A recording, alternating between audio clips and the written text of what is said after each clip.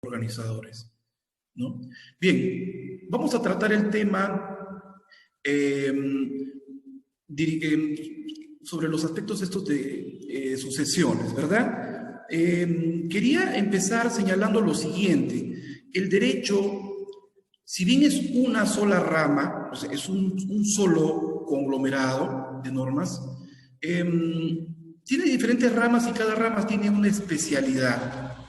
Y cada especialidad tiene un sistema de protección totalmente diferente, ¿no? El derecho penal protege los derechos tuitivos señalados en el Código Penal, derechos fundamentales, ¿no? El derecho civil protege lo que es la especulación mercantil, perdón, el derecho civil protege a la parte débil siempre. Nosotros vamos a ver ahora sucesiones y vamos a ver cuáles son los principios que priman en esta parte de sucesiones. El derecho comercial es el que protege la especulación mercantil.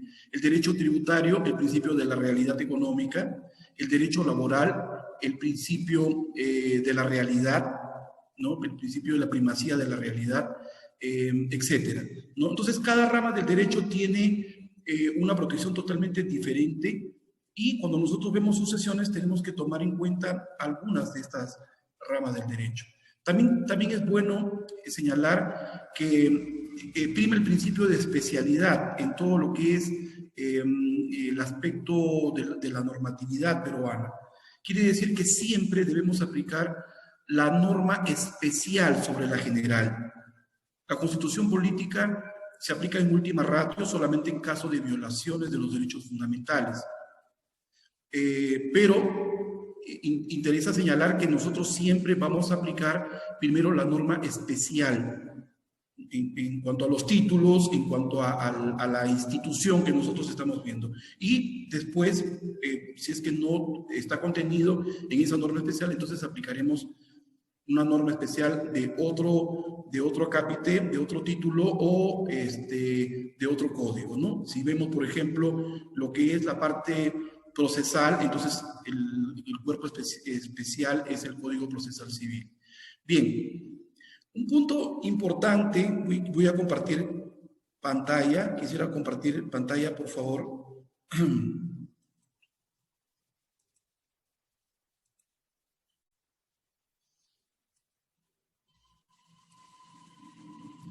Acá vemos las diapositivas del tema que voy a exponer el día de hoy, que tiene que ver con la representación sucesoria, aceptación y renuncia de la herencia y las acciones sucesorias.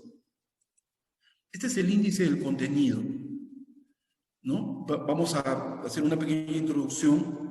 Siempre es bueno establecer los principios fundamentales y luego vamos a pasar a desarrollar cada uno de estos temas.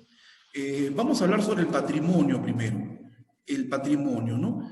El titular del patrimonio. Todos los seres humanos cuando nacen tienen un patrimonio. Nosotros entendemos la idea de que todo ser humano, cuando llega, cuando nace, tiene una serie de protecciones con respecto a la ley, ¿no? Uno de ellos es el patrimonio. Son derechos fundamentales que tiene esta persona y que lo va a acompañar durante toda la vida. Este patrimonio pertenece a cada una de las personas y no se agota, ¿no? Puede crecer o puede disminuir, puede ser un patrimonio negativo, pero eso no quiere decir que desaparezca el patrimonio. El patrimonio de una persona nace con él y muere con él. Es lo que le corresponde en todo el desarrollo de su vida, ¿no? Hasta la muerte. Por eso que el punto 2 dice el patrimonio lo acompañará durante toda la vida y está compuesto por el activo y el pasivo. En vida los bienes le pertenecen a su titular. Todos nosotros tenemos bienes y somos totalmente libres, las personas que somos plenamente capaces en ejercicio de nuestros derechos, de decidir lo que más convenga sobre los bienes que nos pertenecen. En consecuencia, no podemos oponernos cuando alguien desea vender un bien o desea hacer alguna operación comercial sobre los bienes que tiene. ¿Por qué? Porque es el titular sobre esos derechos, ¿no? Entonces, los padres tienen propiedades y pueden disponer de esas propiedades como mejor crean conveniente. Ahora, se entiende que cuando un padre vende una propiedad, no se está empobreciendo, porque está cambiando una propiedad por dinero o por otro bien, en la equivalencia, ¿verdad? Entonces, no hay razones para oponernos. Las personas son libres de decidir lo que crean más conveniente sobre los bienes que les pertenecen.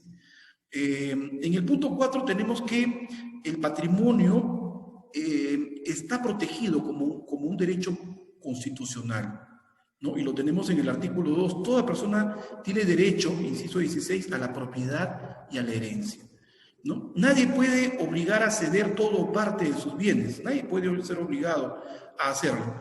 Y la voluntad del causante debe cumplirse en forma absoluta. Lo que desea hacer con su patrimonio pertenece solamente a la voluntad del titular, lo que crea conveniente.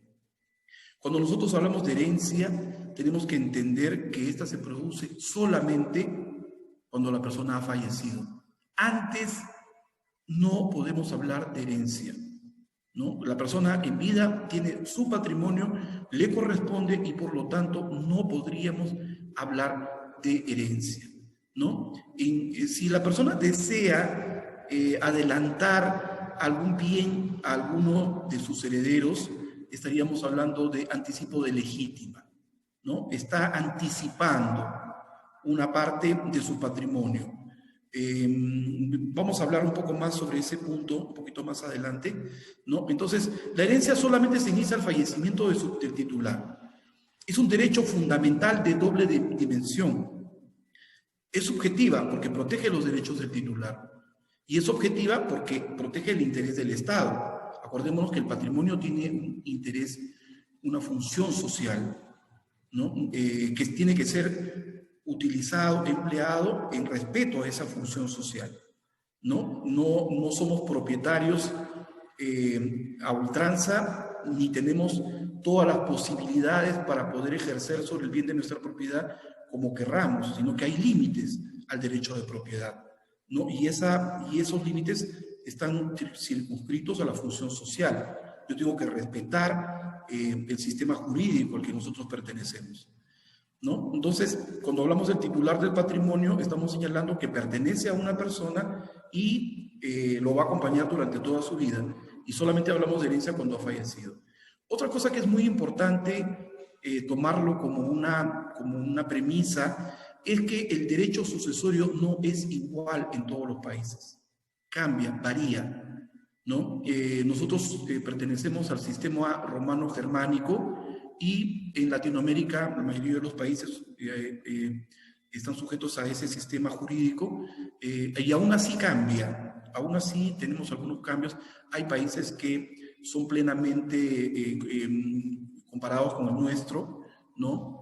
Pero cada país tiene su propia legislación y entonces tenemos que tener mucho cuidado con eso, ¿no? La legislación peruana difiere en algunas cosas de la legislación de otros países.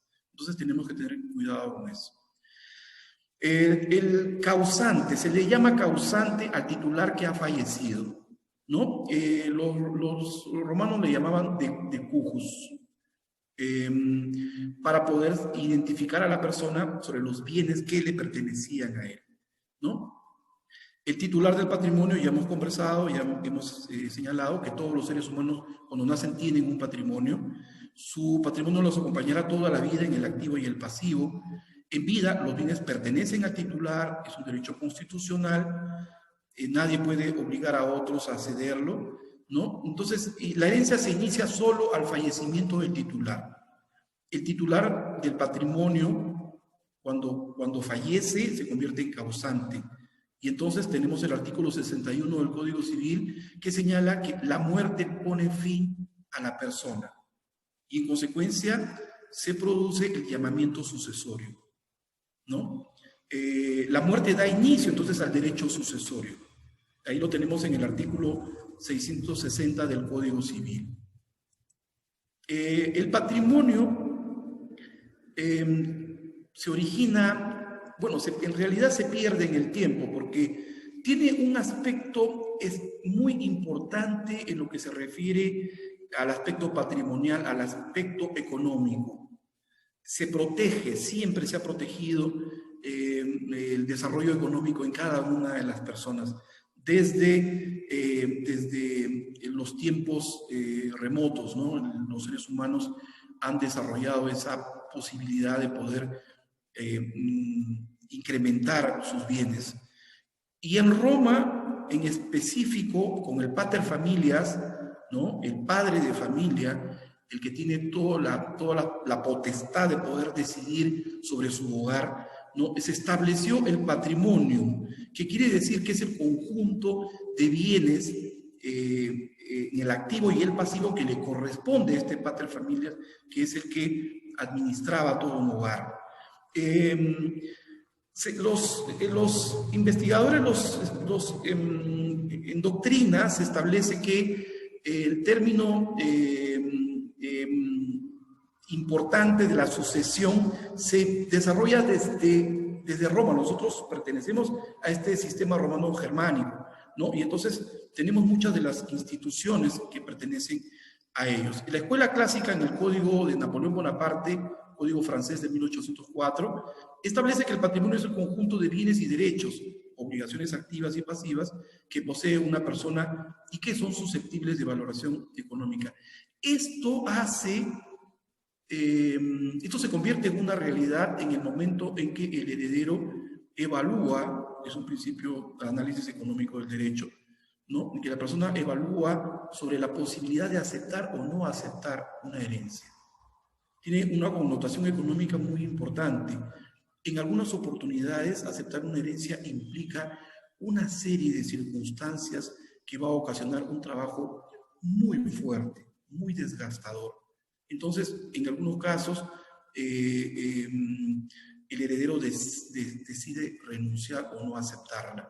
Pero sobre esto vamos a hablar un poquito más adelante. Cuando nosotros hablamos del patrimonio, hablamos del activo y el pasivo, ¿no? Tenemos que hacer referencia a la legislación peruana. El Código Procesal Civil, en el artículo 65, nos hace referencia a los patrimonios autónomos. Es un cajoncito desastre donde se ponen todas aquellas situaciones un poco incómodas. Cuando hablamos del patrimonio autónomo estamos hablando, por ejemplo, de las sociedades irregulares, de las sociedades de gananciales, estamos hablando de los condominios, estamos refiriéndonos a las propiedades sin dueño, etcétera, ¿verdad? El patrimonio siempre pertenece a una persona, pero el hecho de que haya muerto su titular no quiere decir de que no exista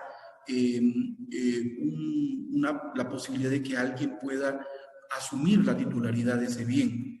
Acá en el Perú, por ejemplo, tenemos que los bienes pasan a los sucesores, y si no hay sucesores, o algunos bienes o algunos legatarios, algunas personas que pueden acceder a este patrimonio, entonces le correspondería a la sociedad de beneficencia pública el llegar a la titularidad de ese bien, ¿no? Entonces, cuando hablamos de los patrimonios autónomos, estamos haciendo referencia que el Código Procesal Civil establece una serie de circunstancias en las que se consideran un poco complicadas, y entonces los considera como patrimonios autónomos, como si tuviera una vida propia, ¿no? Patrimonialmente hablando. Tenemos el patrimonio bruto, que pertenece a la persona natural, y lo tenemos en el artículo 2, inciso 16 de la Constitución Política. Todos tenemos derecho a la propiedad. Después tenemos el patrimonio familiar, que lo tenemos en el Código Civil, en el artículo 488.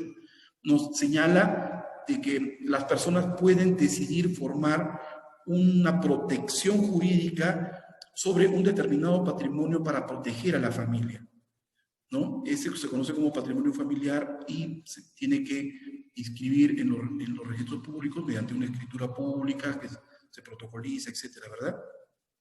Y entonces tenemos estas clases de patrimonio. También tenemos otro tipo de patrimonios en doctrina que se conocen como patrimonios sociales, vinculados básicamente a las personas jurídicas.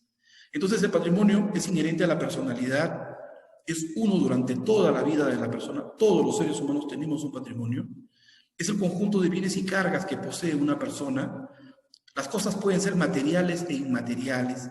Los derechos personalísimos no están dentro del patrimonio. Nosotros podemos entender que dentro de los derechos tenemos los derechos naturales, tenemos los derechos fundamentales y tenemos los derechos personalísimos. Los derechos naturales son todos aquellos que nos corresponden como seres humanos, inclusive los que no están legislados, en todo lo que signifique protección para el ser humano. Los derechos fundamentales son los derechos naturales reconocidos como fundamentales en las constituciones de cada país. Los derechos fundamentales son derechos constitucionales dirigidos a proteger a cada uno de los seres humanos, ¿no? Entonces, es importante señalar esto. Y los derechos personalísimos no podemos confundirlos con el derecho a la vida, que es un derecho natural y también es un derecho fundamental. Primero tenemos el derecho natural, que son los derechos, incluso los que no están reconocidos, y que abarca también los reconocidos, los derechos fundamentales, que son aquellos que están reconocidos en la Constitución política, que son meramente enunciativos, no son limitativos, porque pueden haber más y se van recogiendo. Y tenemos los derechos personalísimos, que son aquellos derechos que solamente pueden ser ejercidos por la persona. Por ejemplo, el derecho al repudio conyugal es personalísimo. El derecho al reconocimiento de un hijo es personalísimo. Nadie puede hacerlo si no lo hace el padre. El derecho de, por ejemplo, impugnar la paternidad, ¿no? La impugnación de paternidad es un derecho personalísimo. Nadie más lo puede hacer. Aun cuando quede demostrado que el hijo, en realidad, por una prueba de ADN, no corresponde la paternidad al esposo, ¿verdad? Si él no quiere iniciar esa acción, nadie la puede hacer, porque es personalísima. Entonces, nosotros tenemos que ver también de que dentro de la parte de sucesiones hay aspectos que son personalísimos que no se transmiten. Por ejemplo, los actos negativos que pueda incurrir una persona, que son aspectos personalísimos.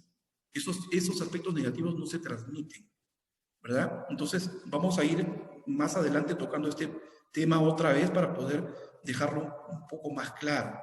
¿Bien? Entonces, las cosas pueden ser materiales e inmateriales, los derechos personalísimos no están dentro del patrimonio.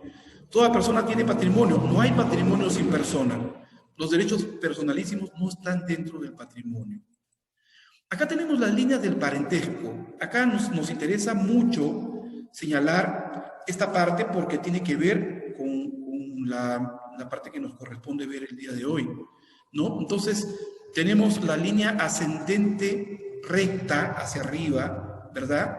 Donde ustedes pueden visualizar acá la palabra yo, ¿no? Y hacia arriba es la línea ascendente y hacia abajo la descendente, evidentemente. Y la que está hacia su derecha es la línea colateral.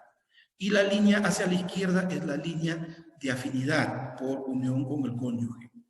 Ahora nosotros entendemos que el cónyuge, cuando hablamos de cónyuge, también estamos hablando de la conviviente por unión de hecho, ¿verdad?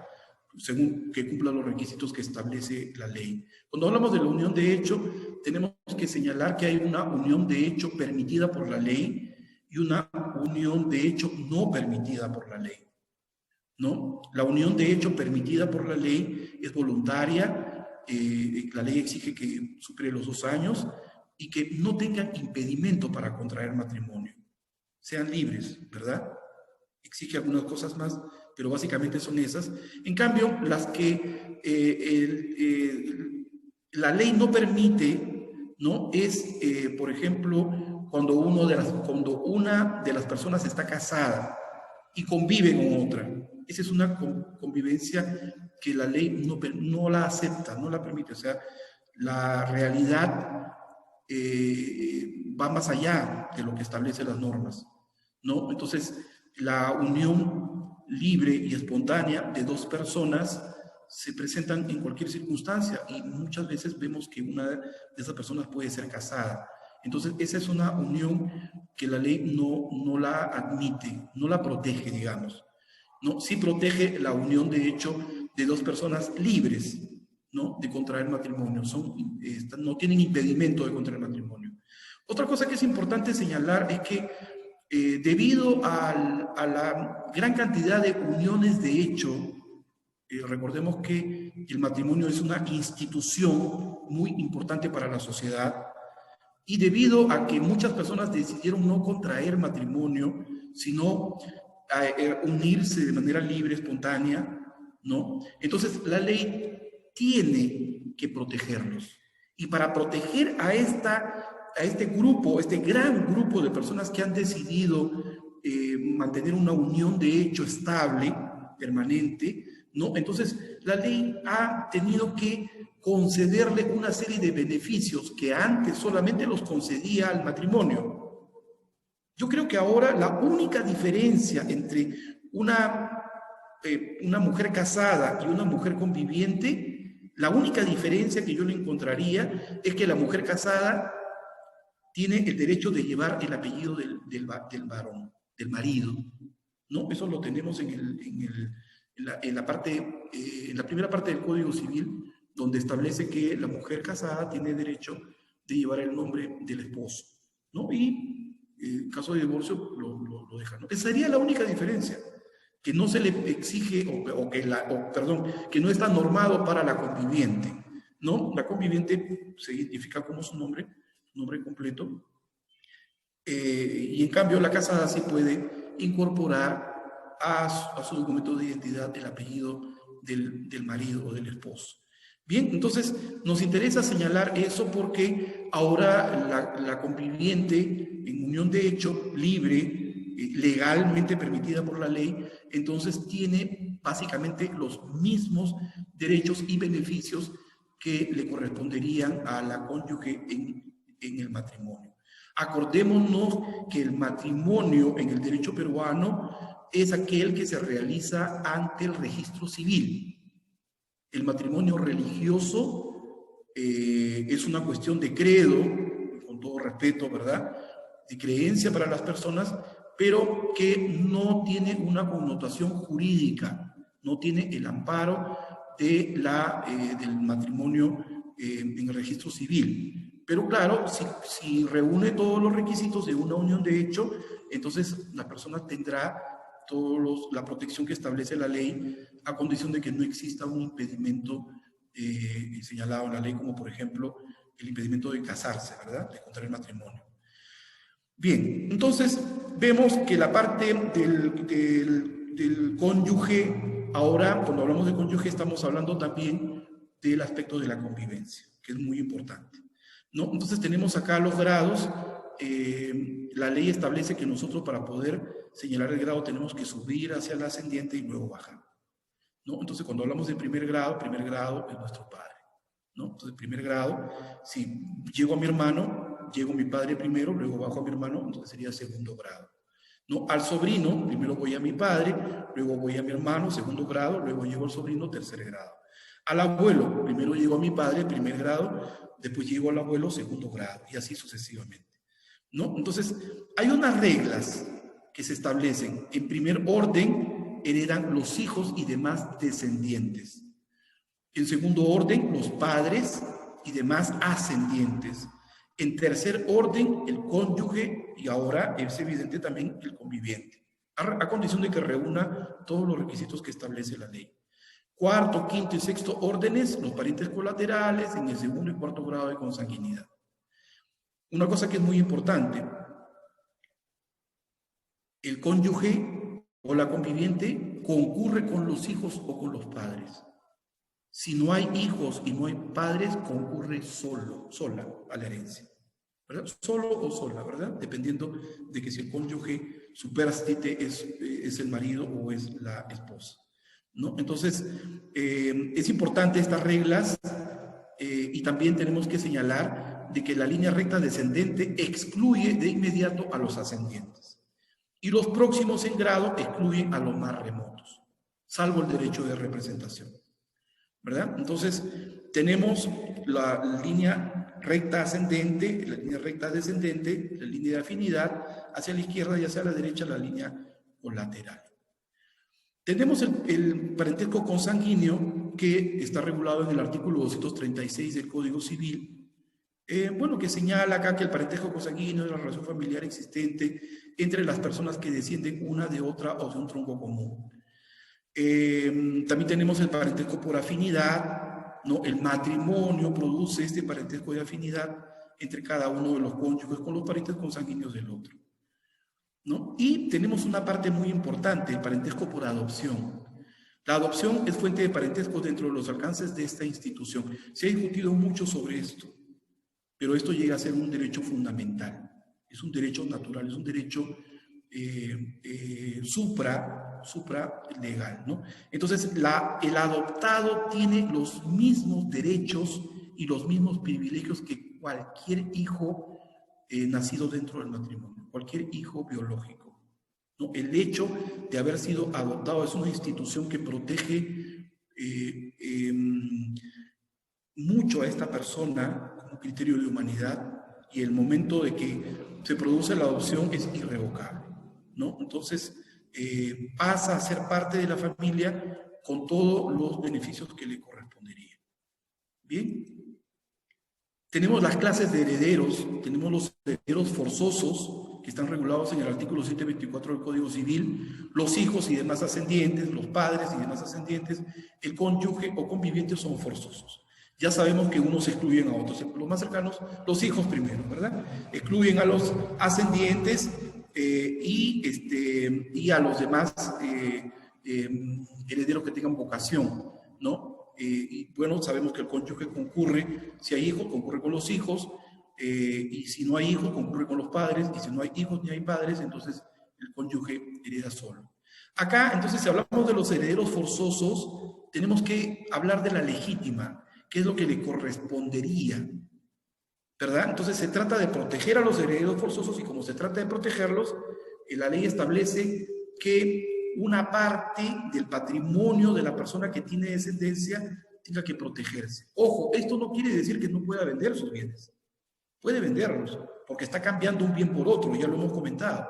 Es el titular y las decisiones de él se respetan. O sea, tiene una casa, entonces esa casa la puede convertir en dinero mediante una transmisión por compra-venta, ¿no? Y no se está empobreciendo, está cambiando un bien por otro, ¿no?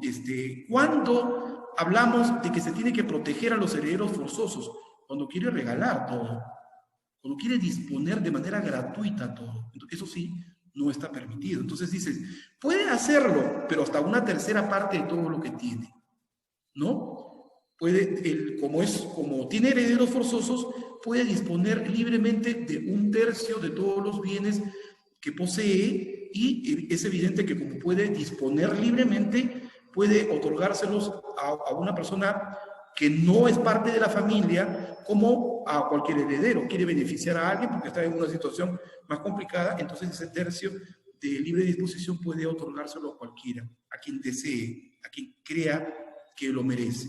A veces también los padres reciben ayuda de ajenos, de terceros a la familia, que son los que los socorren, que le dan alimentación, que los cuidan, que los protegen en la edad adulta, y en consecuencia a veces deciden dejarle una parte de la legítima a ese extraño que ha determinado parte de su vida para ayudarlo, que a veces los hijos no lo hacen, ¿no? Entonces, el trabajo de los hijos, es la obligación de los hijos atender a los padres, pero a veces no lo hacen. Entonces llegan personas externas que no pertenecen a la familia, pero lo hacen. Entonces el titular tiene todo el derecho de compensar eso, ¿verdad? Esa ayuda. En el caso de que el titular solamente tenga ascendientes, tenga padres, nada más, entonces puede disponer libremente de la mitad de todo lo que tiene, puede regalar la mitad, puede donar la mitad. Y si no tiene ascendientes, no tiene esposa, no tiene descendientes, entonces no tiene parientes, entonces puede disponer libremente de todo lo que tiene, sin mayor problema. ¿Verdad? Después tenemos los herederos voluntarios, que son aquellos que se nombran, ¿no? Que se instituyen, ¿no? Asignan una parte que corresponden, heredan en partes iguales. Estos herederos voluntarios son los que se constituyen en un testamento, los que yo voy a señalar, ¿no? Los que yo quiero señalar. No tengo herederos forzosos, entonces yo quiero dejar algún bien a alguien, y entonces son voluntarios, es voluntad de la persona de poder asignarlos. Pero puede ser también un miembro integrante de la familia, ¿verdad? Lejana, sin ningún problema. y asigna la parte que le corresponde o hereda. O sea, si tengo herederos voluntarios y pongo un número a uno, entonces estamos pensando en la totalidad de bienes. Si estamos hablando de que son dos, entonces yo tendría que señalar qué cosa le corresponde a cada uno. Si no lo señalo, entonces serán en partes iguales. Si son tres, de la misma manera. Yo tengo que señalar qué cosa es lo que estoy asignándole a cada uno, y si no lo hago, serán en partes iguales. Tenemos los herederos legales. Hemos hablado de los herederos voluntarios y que generalmente se hace en el testamento. Cuando hablamos de los herederos legales, estamos hablando de que no existe un testamento y entonces vamos a la sucesión intestada. Y entonces por ley me señala quiénes son los llamados a la sucesión, quiénes son los que tienen vocación hereditaria. Ya hemos visto los grados de parentesco y sabemos que en primer lugar están los hijos, ¿no? Y los descendientes. En segundo lugar están los padres y los ascendientes, y en tercer lugar está el cónyuge que concurre con los hijos si hay, o con los padres si no hay hijos. Y si no hay padres, no hay hijos, entonces concurre sola, ¿verdad? Se origina por sucesión intestada o por nulidad del testamento también. El testamento ha sido declarado nulo y en consecuencia se llama a los herederos legales. La ley establece un orden sucesorio, ya lo hemos comentado y lo hemos visto en uno de los gráficos. El más cercano excluye al más lejano. Después tenemos los legatarios. No siempre son parientes, son ajenos a la familia. Son llamados mediante el testamento y son sucesores a título particular. A ellos se les deja una parte. Habíamos hablado de que a veces a la persona de edad viene un extraño o una extraña y lo socorre, lo ayuda, lo atiende, ¿no? Lo cuida, lo protege, y entonces estaríamos hablando de ese caso. El titular desea dejarle, en reconocimiento a ese esfuerzo, ese trabajo, una parte de su patrimonio. Entonces estaríamos hablando de que constituiría un legado, ¿verdad? Acá tenemos las reglas de la sucesión, tenemos los hijos y descendientes, los padres y ascendientes, el cónyuge. Todos heredan en partes iguales, pero no todos pueden ser herederos forzosos al mismo tiempo. Ya sabemos que se excluyen. Acá tenemos el artículo 816 del Código Civil que me habla cuáles son los órdenes que establece la ley, y el artículo 817 que nos habla de la exclusión sucesoria. Los parientes en línea recta descendente excluyen a los ascendentes. Los parientes más próximos en grado excluyen a los más remotos. Salvo el derecho de representación, como lo vamos a ver dentro de un momentito. Acá tenemos los herederos forzosos, ¿verdad? Entonces tenemos Aníbal, que es el causante, tiene 5 hijos y los 5 hijos en primer grado, ¿no? Después tenemos al cónyuge, que concurre con los hijos. Estamos hablando de la línea descendente, ¿no? Entonces, Aníbal está casado y tiene 5 hijos, fallece. ¿Quiénes heredan? Hereda el cónyuge por mandato de la ley con los 5 hijos, ¿verdad? Todos en partes iguales. Ojo, no hemos hablado de los bienes conyugales. Los bienes conyugales, si están casados o si hay una convivencia permitida por la ley más de 2 años, estaríamos hablando de, salvo que haya separación de bienes, estaríamos hablando de una sociedad de gananciales. Esa sociedad de gananciales, producido el fallecimiento de uno de los cónyuges, entonces tiene que dividirse, tiene que separarse, ¿verdad? Al 50% para el causante, 50% para el otro cónyuge. Entonces, ¿qué cosa se hereda? Se hereda de la parte que pertenece al causante, ¿verdad? Cónyuge mantiene su patrimonio si estamos hablando de sociedad de gananciales, ¿no? Entonces, esa es otra cosa que debemos tener presentes. Después tenemos acá, Aníbal está casado, sin hijos, con padres vivos, fallece. ¿Quiénes heredan? Heredan los padres junto con el cónyuge, ¿verdad? Creo que hasta acá no hay mayor complejidad. Y entonces pasamos a la representación sucesoria. Vamos a ver este contenido y vamos a empezar a bosquejarlo. La ubicación legislativa está en el libro 4, Derecho de Sucesiones, sección primera, Sucesión General, en el título 5, Representación, y están en todos estos artículos, ¿no? Vamos a, primero, hablar del concepto de la representación sucesoria. Y aquí lo vemos. Es el derecho que tienen todos los descendientes de entrar en el lugar y grado de su ascendiente para recibir la herencia que a éste le correspondería si viviese o la que hubiera renunciado. o perdido por indignidad o desheredación. Habíamos hablado de los derechos personalísimos. Las malas actitudes son cuestiones netamente personales y no se transmiten. En consecuencia, la indignidad y la desheredación actúan como una cuestión muy personal de la persona que lo hizo. Y por lo tanto, se salta a ese heredero y pasa directamente a los sucesores, como lo vamos a ver dentro de un momento. Igual sucede con la renuncia, ¿no? Igual sucede con el fallecimiento. La división de la herencia por representación opera por estirpes y no por cápita. Cápita quiere decir que cada persona hereda una parte igual a los coherederos que tiene. En cambio, cuando hablamos de estirpe, estamos hablando de que como son sucesores de uno de esos herederos, la parte que le correspondería a él se divide entre todos los hijos, ¿no? Como lo vamos a ver dentro de un momentito. Entonces, estirpe alude al conjunto de personas que descienden de un sujeto. Y cápita alude a la herencia, la misma que se divide en partes iguales entre los que concurren. Y aquí lo tenemos. Aníbal está casado, tiene 5 hijos. Uno de ellos ha fallecido y tiene 3 hijos. Aníbal fallece. ¿Quiénes heredan? Entonces, hereda los 5 hijos, pero hay uno que ha fallecido. Entonces, en representación de ese fallecido, ingresan los 3 hijos que tiene, ¿no? En el primer grado, en el grado donde están los hijos, vemos una sucesión per cápita, que quiere decir que cada uno de ellos recibe una parte de la herencia. Por ejemplo, son 5 hijos más el cónyuge son 6. Eso quiere decir que el patrimonio de Aníbal tiene que dividirse en 6 partes iguales. Pero ojo, Antón ha fallecido y tiene 3 hijos, Hugo, Paco y Luis. Entonces, una sexta parte, la que le correspondería a Antón, tiene que ser dividido en partes iguales entre sus hijos. Aquí estamos hablando de una sucesión por estirpe. Los hijos ingresan en el lugar y grado del ascendiente y reciben la parte que le correspondería a su ascendiente, ¿no? La herencia que le corresponde al ascendiente. Bien, entonces ahí estamos hablando de la representación sucesoria. Seguimos entonces con nuestro tema. Acá tenemos la naturaleza jurídica. La naturaleza jurídica siempre es proteger el patrimonio de las personas. Zanoni señala que el término representación surge en el medioevo. Ojo, estamos hablando de que en Roma ya se había establecido inclusive la representación, pero no tenía ese nombre, ¿no? Estaba regulado, estaba totalmente regulado en el derecho romano, ¿no?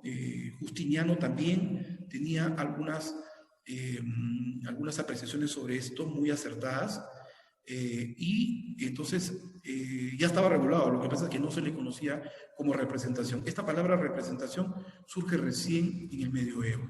Las teorías que la sustentan son la teoría de la ficción, que lo tenemos en el Código Napoleón.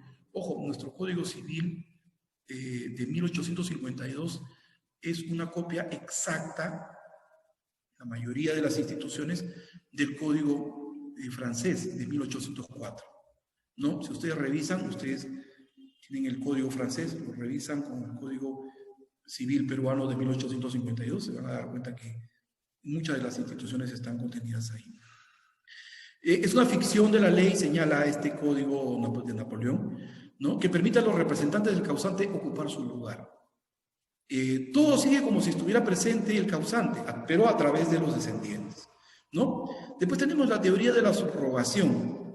Tenemos uno de los italianos y españoles, ¿no? Betti, Manresa, Navarro, habla que por la subrogación los representantes se colocan en grado, orden y prelación del representado y recibe lo que le corresponde. O sea, simplemente lo sustituyen, ¿verdad? Entonces, bueno, aquí en este caso lo subrogan. Después tenemos la teoría de la sustitución legal. Francesco Messineo es la que explica que si el llamado no quiere o no puede suceder, la ley dispone que sus descendientes lo sustituyan en su derecho. Ojo, si hablamos de la subrogación, no puede transmitirse a los otros, porque ellos son los que ingresan en ese orden, ¿no? En cambio, cuando hablamos de la sustitución legal, sí admite la representación porque los herederos simplemente se sustituyen unos a otros, ¿no? Bien, esa es la teoría más aceptada en el sistema romano-germánico. ¿Cuáles son los supuestos de la representación sucesoria? ¿Cuándo procede la representación sucesoria? Procede cuando el heredero ha fallecido antes del causante o del decujus, ¿no? El representado fallece antes de la apertura de la sucesión. Ya falleció, pero tiene herederos. Entonces, después fallece el padre y deja hermanos. Entonces, ¿quiénes son los que concurren? Concurren los hermanos con los hijos del hermano muerto. ¿Verdad? Tenemos el caso de la renuncia, y ahí tienen ustedes el articulado, ¿no?, del Código Civil. Caso de la renuncia, nadie puede ser obligado a aceptar una herencia, ¿no? Si renuncia, sus descendientes ocupan su lugar. Por muchas razones una persona puede renunciar. Hay personas que, por ejemplo, tienen una enfermedad que básicamente es irrecuperable, ¿no? O sea, no puede sanar o le queda poco tiempo de vida. Entonces, ¿qué cosa es lo que hace? Básicamente renuncia, ¿no? Por muchas razones. Puede ser también porque la carga exista más pasivo que activo. Pueden haber muchas más razones, ¿no? Pero entonces la renuncia, como nadie puede ser obligado a aceptar una herencia porque es voluntario, ¿no? Entonces, si renuncia, esa herencia pasa a los descendientes que ocupan su lugar. Y evidentemente también tendrán todo el derecho de decidir si la aceptan o no la aceptan. Después tenemos el caso de la indignidad. Casos contra el causante, homicidio, condena por delito doloso, calumnia, atentar contra el testamento, violencia familiar, negativa a prestar alimentos o cuidados. Esta indignidad se dirige tanto a los herederos como a personas cercanas que no son parientes, o pueden ser parientes también, pero son cercanos.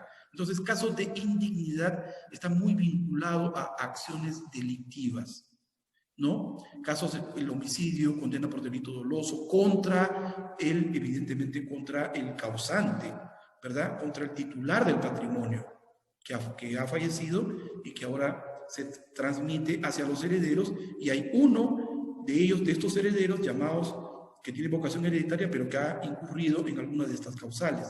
En consecuencia, es causal de indignidad. Después tenemos las causales de desheredación. Claro, como hablamos de desheredación, es inmediato que estamos hablando de herederos nada más, ¿no? Casos de maltrato o injuria contra el titular del patrimonio, negarle alimentos. Acá dice probar de la libertad, una vida deshonrosa, o sea, privarle la libertad, ¿no? Le voy a agradecer, por favor, los que tengan el material, corregir esta parte, es privar de la libertad, privar la libertad del titular, llevar una vida deshonrosa. En el caso del cónyuge puede ser por adulterio, puede ser por violencia, atentado contra la vida del cónyuge, abandono del hogar, una conducta deshonrosa. Estos son los casos entonces de desheredación. Y como ustedes pueden ver abajo, en líneas rojas, las sanciones personalísimas no se extienden a la prole inocente, ¿verdad? Entonces estaríamos hablando de sanciones personalísimas en el caso de la indignidad y la desheredación, ¿no? En el caso de la muerte del ascendiente, la renuncia, indignidad y desheredación, entonces automáticamente se abren los supuestos para la representación sucesoria, ¿no? Se permite entonces que los herederos puedan acceder a eso. Acá tenemos entonces un cuadro de los modos de suceder. Tenemos por derecho propio, ¿no?, la vocación sucesoria directa, la sucesión por cabezas. Los hijos heredan de los padres, etc. Tenemos la sucesión testada y la sucesión intestada, ¿no? Y tenemos por derecho de representación, ¿no?, la vocación sucesoria indirecta, la sucesión por estirpes. Los representantes forman una sola cabeza. O sea, todos los hijos de la persona que es materia de la representación, todos ellos reciben la parte que le correspondería a esta parte y se dividen en partes iguales, ¿no? La premoriencia, el representado fallece antes de la apertura de la sucesión. La renuncia, los hijos y descendientes del renunciante ocupan su lugar por poseer vocación sucesoria. Y la indignidad y la desheredación es un aspecto vinculado a la culpa, ¿no? Entonces los ascendientes sienten esa indignidad, esa desheredación y entonces no pasa a los sucesores que tiene, ¿no? Porque son cuestiones netamente personales. Acá tenemos la representación en línea recta descendente, ¿no? La línea recta descendente lo tenemos en el artículo 682 del Código Civil. Tenemos al padre que tiene un hijo, el padre fallece, tenemos un hijo que ha muerto también, tenemos el nieto, el hijo tiene dos hijos, dos nietos, ¿no? Y uno de ellos tiene un bisnieto, pero los que tienen la casilla blanca quiere decir que han fallecido. Entonces, fallece el padre y fallece el hijo. Este hijo tiene dos descendientes, de los cuales un descendiente ha fallecido, pero deja un heredero, ¿no? Entonces, vemos ahí que el padre fallece, el hijo ya ha muerto, ha premuerto, ¿no? Y entonces el 50% le corresponde a uno de los hijos de este hijo premuerto, ¿no? 50%. Y el otro, el hermano que ha fallecido y deja otro hijo, entonces le correspondería el 50% también. Estamos hablando de que los herederos por representación en línea recta descendente sería el nieto y el bisnieto, ¿no? A cada uno le corresponde una parte igual. ¿Por qué? Porque el nieto que falleció solamente tiene un hijo. Bien, después tenemos acá el caso del padre que tiene dos hijos que han fallecido.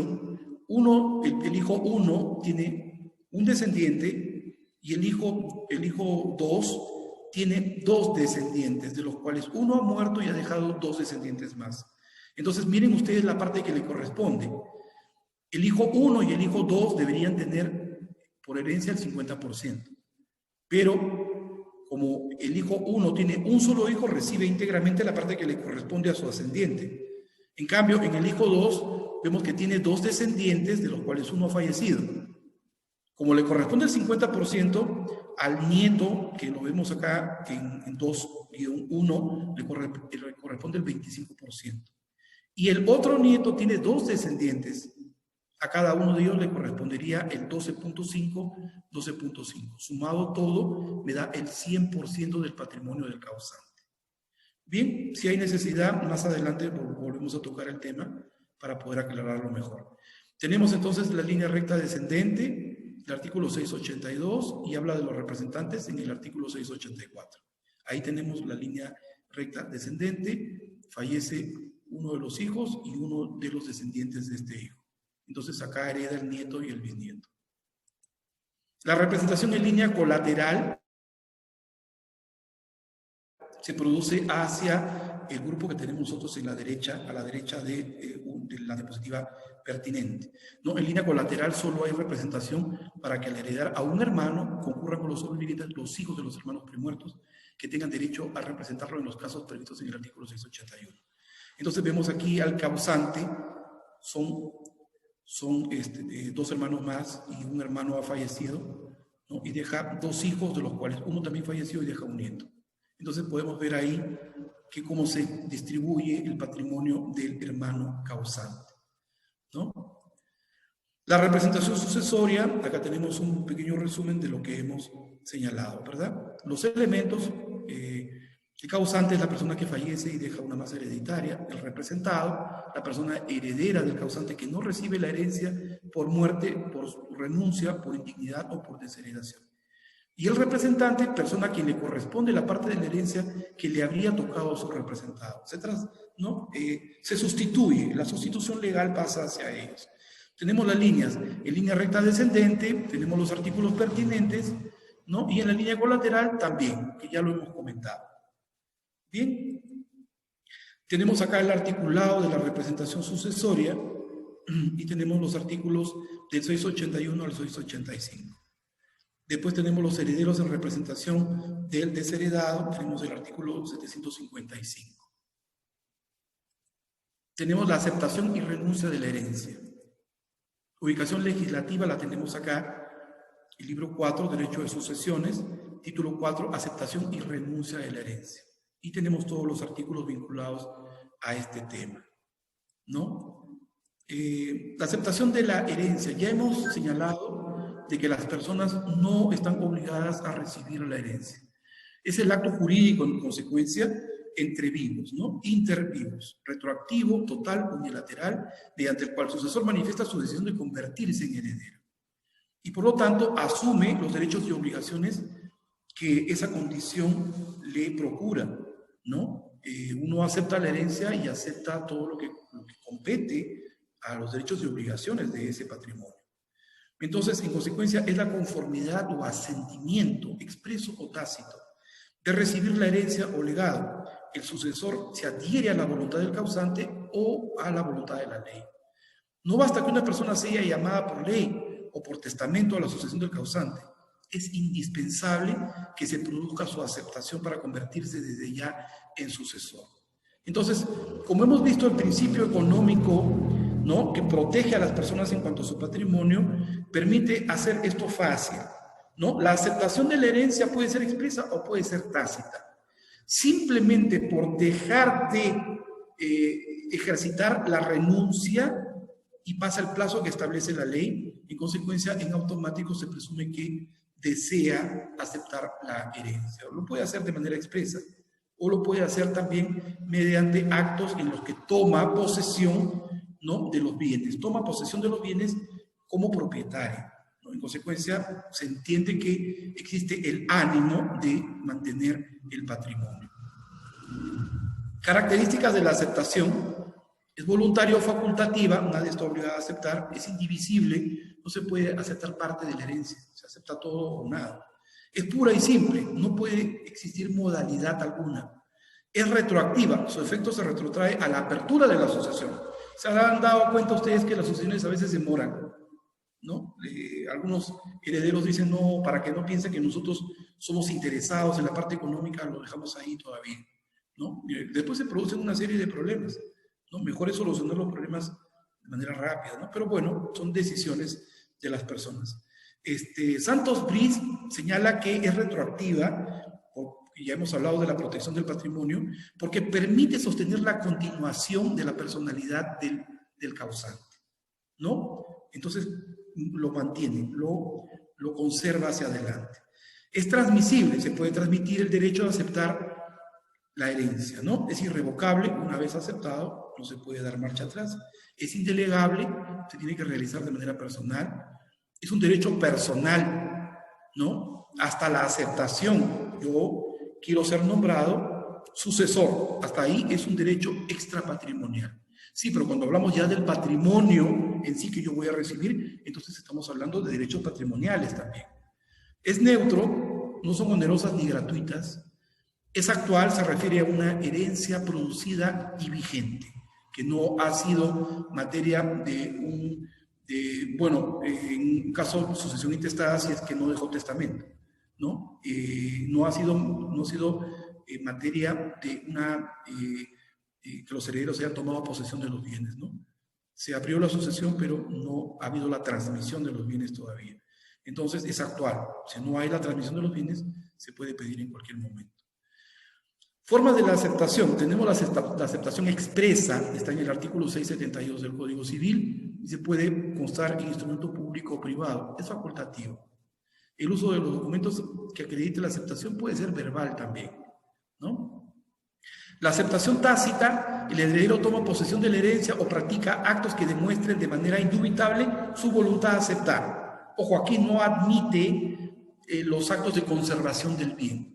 No, son actos de propiedad, de posesión, como señala León Barandiarán.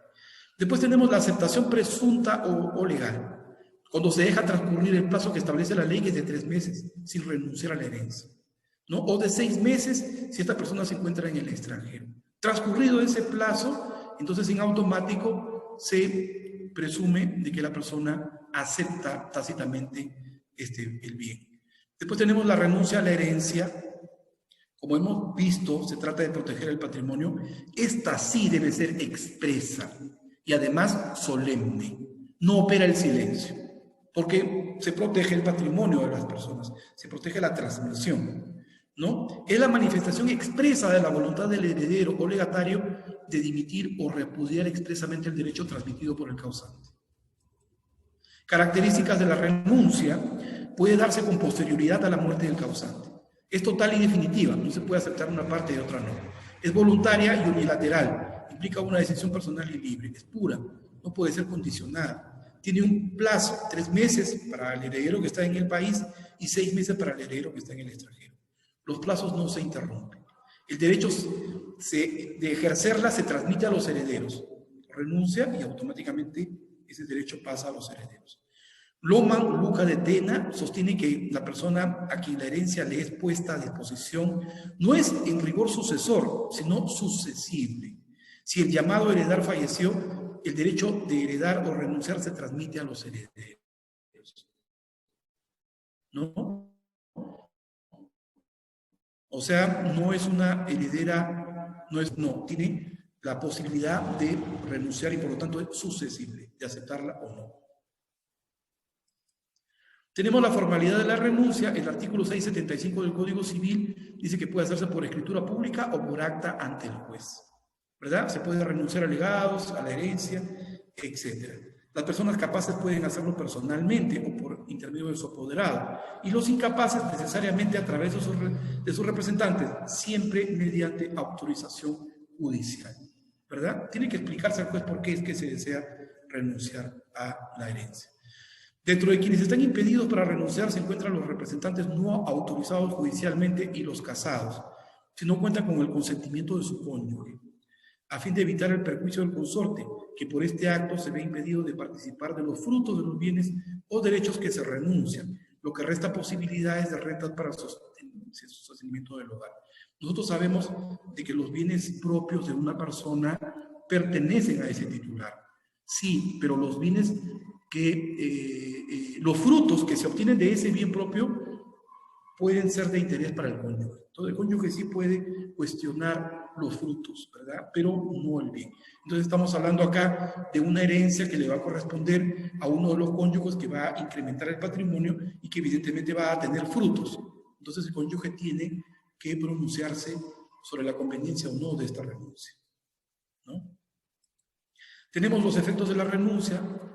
Una vez que ha renunciado a la persona, se le considera como si nunca hubiera sido llamado a suceder. La renuncia se retrotrae al momento de la apertura de la sucesión. No siempre implica desconocer todos los beneficios concedidos. Claro, porque la renuncia, si hay un reconocimiento del hijo extramatrimonial, eso no tiene efectos con lo que implica la renuncia. Solamente el aspecto patrimonial, ¿no? La renuncia es personal y en este caso sus hijos ocuparán el lugar y su derecho. Si el renunciante no tuviera descendientes, la herencia pasará a los parientes que constituyen el siguiente orden sucesorio, o acrece la de los demás coherederos. Quiere decir que si son 3 hermanos y uno renuncia y no tiene descendientes y ascendientes, entonces los 2 hermanos ven incrementado su parte, sumando la del que ha renunciado mitad, ¿verdad? Porque está creciendo entonces el patrimonio. Los acreedores pueden impugnar la renuncia dentro de los 3 meses de tener conocimiento de ello para que sea declarada sin efecto. Con la renuncia no se pierde el derecho de representar al causante en otra herencia, por ejemplo la del abuelo. No simplemente está renunciando a la herencia del ascendiente, del padre, digamos, por muchas razones, pero eso no quiere decir de que implique la renuncia de los ascendientes. Ahora hablamos de las acciones sucesorias. Estas acciones sucesorias están dirigidas a proteger el patrimonio, ¿no? La acción petitoria de herencia es una acción extrapatrimonial y también tiene contenido patrimonial, pero principalmente es extrapatrimonial, porque yo quiero que se me considere heredero por haber sido preterido, por haber sido dejado de lado, por haber sido omitido, ¿no? Entonces la acción petitoria está dirigida básicamente a los herederos. ¿Para qué? Para que me incluyan como heredero, ¿no? Entonces yo pido que se abra la herencia. Aquí hay una cosa que es muy importante. En el derecho peruano hablamos de la cosa juzgada. La cosa juzgada es una institución muy importante que opera en muchos procesos, pero hay algunos a los que no le alcanza la cosa juzgada. Por ejemplo, los alimentos. El proceso de alimentos, los procesos sobre alimentos no tienen la calidad de cosa juzgada. ¿Por qué? Porque se pueden incrementar más adelante, pasan 10 años, se pueden extinguir o se pueden reducir ¿no? Alguien tiene otro heredero, entonces pide que se disminuya. Entonces eso no tiene la calidad de cosa juzgada y por lo tanto se va a mantener durante toda la vida. Igual sucede la parte de la herencia, ¿no? Las acciones sucesorias no incurren en calidad de cosa juzgada, aun cuando la sucesión sea en vía notarial o sea por vía judicial. Vamos a suponer que por vía notarial se nombró herederos y se inscribió en los registros públicos y de repente aparece una petición de herencia y entonces eso no está protegido por la cosa juzgada. Si su derecho le corresponde, entonces tendrá que ser considerado como heredero y por lo tanto eso debe proceder. Igual sucede en la vía judicial, ¿no? No incluye, entonces, no se incurre en la calidad de cosa juzgada, o sea, no termina, ¿no? Tenemos entonces, vamos a hablar primero de la acción petitoria de herencia. Es la acción que faculta al heredero a dirigirse contra otro heredero o herederos para concurrir con él como coheredero o para excluirlo también, ¿no? Si tuviese mejor derecho ante un heredero aparente, ¿no? Entonces, ese heredero forzoso es hijo y sin embargo el que ha heredado el otro está en un grado más lejano, pero se adelantó, hizo la herencia y en consecuencia fue nombrado heredero. Entonces, el hijo al enterarse va mediante una acción petitoria y pide que se le considere heredero por tener mejor derecho y por estar en un grado que prevalece al que ha sido nombrado heredero, ¿no? Y Nostroza Mínguez señala que es la acción por la cual el heredero reclama la entrega de los bienes que componen el acervo sucesorio, de quien los detenta, invocando también derechos sucesorios. Requisitos: los bienes de la herencia se encuentren en poder de un tercero. Claro, yo pido la acción petitoria porque no los tengo. El reclamante invoca su título de heredero, ¿no? Yo invoco mi título de heredero, no para que se me declare coheredero o para que se excluya al heredero que tiene los bienes. El detentador de los bienes también invoca título de heredero. Quien tiene los bienes también es heredero, ¿verdad? La acción petitoria se dirige entonces contra los herederos, aun si existe resolución judicial de declaratoria de herederos que no incluye al peticionante. Como hemos visto, no se llega a la situación de cosa juzgada, entonces se permite reclamar. Tanto demandante como demandados deben ser herederos, porque estamos hablando de petición de herencia. Puede tener como fin la exclusión del heredero poseedor de los bienes de la sucesión, porque tiene mejor derecho hereditario. También aplica contra el poseedor de buena fe que haya enajenado un bien de la sucesión, ¿no? Es imprescriptible por mandato del artículo 666 del Código Civil. Es imprescriptible porque estamos hablando de herederos. Todos tienen igualdad de derechos que yo, ¿no? Entonces todos estamos en el mismo grado y en consecuencia no opera la cosa juzgada y no opera la prescripción. Yo tengo derecho a reclamar lo que me corresponde así hayan pasado X cantidad de años, ¿no? Acción petitoria de herencia. Entonces se dirige contra los herederos, ya lo hemos visto esto, el artículo 666 del Código Civil, ya hemos señalado que es imprescriptible, ¿no? El artículo 664 establece que el derecho de petición de herencia corresponde al heredero que no posee los bienes que considera que le pertenecen y se dirige contra los que posea en todo o en parte a título sucesorio para excluirlo o para concurrir con él, ¿no? Este artículo 664 establece que esta acción petitoria de herencia es imprescriptible y que se tramita como proceso de conocimiento. Nosotros vemos que el Código Procesal Civil tenemos 4 tipos de procesos: proceso de conocimiento, proceso abreviado, proceso sumarísimo y los de ejecución, ¿verdad? Entonces, el proceso de conocimiento es un proceso muy amplio que permite una defensa plena. ¿Por qué? Porque los plazos son lo suficientemente razonables y largos para que las personas tengan todo el derecho y la capacidad de poder defenderse. Ese proceso de conocimiento es el más largo, ¿no? Y por lo tanto permite un análisis de la prueba de manera minuciosa. Por eso es que se prefiere este proceso de conocimiento. El abreviado y los otros son más, el sumarísimo son más cortos, más rápidos. Entonces no permitiría que se desarrolle una probanza como merece este tipo de acciones. Entonces, el legislador ha señalado de que le corresponde el proceso de conocimiento, ¿no? Ahora pasamos a la acción reivindicatoria. Esta acción reivindicatoria proviene del latín rei, que significa cosa, y vindicare, que quiere decir traer hacia mí. Reivindicar quiere decir traer el bien que me pertenece a mí, traerlo hacia mí, ¿no? Reivindicar cualquier bien que sea de mi propiedad y que esté en manos de un tercero. Entonces yo puedo reivindicarlo y traerlo hacia mí. Es la acción que ejercita el heredero contra el tercero, que sin buena fe adquiere los bienes hereditarios por efectos de contratos a título particular oneroso, celebrados por el heredero aparente que entró en posesión de ellos, ¿no? Entonces yo busco que recuperar ese bien para que vuelva a pasar a mi propiedad. La acción reivindicatoria se dirige contra los herederos aun si existe resolución. A ver, aquí creo que hay aquí hay una duplicidad. Sí, sí, acá hay un lapsus, ¿no? Estamos hablando de la acción reivindicatoria, procede contra terceros. Y aquí hay una parte que sí les voy a pedir que tomen mucho cuidado y lo escriban. La acción, estamos hablando, la acción reivindicatoria prescribe a los 10 años. Ojo, la acción petitoria no tiene prescripción. En cambio, la acción reivindicatoria, aquí hay una discusión doctrinaria. ¿La acción reivindicatoria es un derecho extrapatrimonial o es un derecho patrimonial?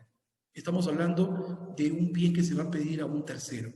Entonces, ese tercero tiene una protección, porque no es parte de la herencia, no es parte de la familia, ¿no? Entonces, también tiene derecho de que se le proteja. Entonces, la prescripción que le corresponde es la que le corresponde a los derechos reales y prescribe en consecuencia a los 10 años, y eso lo tenemos en el artículo 2001, inciso primero del Código Civil, ¿no? Entonces estaríamos hablando de la acción reivindicatoria. Aquí ha habido un lapsus, se ha puesto material que pertenecería a la acción petitoria, ¿no? Entonces les pido no tener en cuenta los puntos 1 al 4, ¿no? Pero sí el 5 sí es importante, la prescribe a los 10 años. Les voy a agradecer que tengan a bien corregir esa parte, porque en el material que se les ha alcanzado eso no ha sido corregido, ¿no? La acción reivindicatoria, entonces, según el artículo 665, procede contra el tercero que, sin buena fe, adquiere los bienes hereditarios por efectos de contratos a títulos onerosos celebrados por el heredero aparente, ¿no?, que entró en posesión de ellos. Si se trata de bienes registrados, la buena fe del adquiriente se presume, si antes de la celebración del contrato hubiera estado debidamente inscrito en el registro respectivo. El título que amparaba al heredero aparente y la transmisión de dominio en su favor. Ojo, aquí hay una parte muy importante de la buena fe registral. Si yo compro un bien que en los registros figura que pertenece legítimamente a la persona que me lo está vendiendo, entonces yo estoy comprando bien, ¿verdad? Estoy comprando de buena fe. Principio de buena fe. Sí. Siempre habla pancerrata. Efectivamente, estimado Ali. ¿No? Entonces, efectivamente. Entonces hay una protección registral, ¿no? Entonces tenemos que tener en cuenta eso también. Como hemos dicho, el derecho es uno solo, pero las ramas son diferentes, y entonces tenemos que buscar la parte importante en cada una de ellas. Acá tenemos un cuadrito de diferencias y aspectos comunes de la acción petitoria y la reivindicatoria. La acción petitoria se dirige contra los coherederos. La acción reivindicatoria contra un tercero o poseedor del bien. La acción petitoria se opone a un título de heredero. O sea, yo soy heredero y lo pongo a otro título de heredero. En cambio, en la reivindicatoria yo tengo el título de heredero y lo opongo a un título traslativo de dominio, ¿verdad? La acción petitoria es imprescriptible por mandato expreso del artículo 664 del Código Civil, mientras que la reivindicatoria, si hablamos que es una acción real, entonces tenemos que interpretar la norma, son 10 años. Entonces, ¿al amparo de qué artículo? Del 2001, inciso primero. En la acción petitoria se debe probar la condición de heredero. En la acción reivindicatoria se debe probar que se es propietario de ese bien, o que ese bien pertenece a la sucesión, ¿verdad?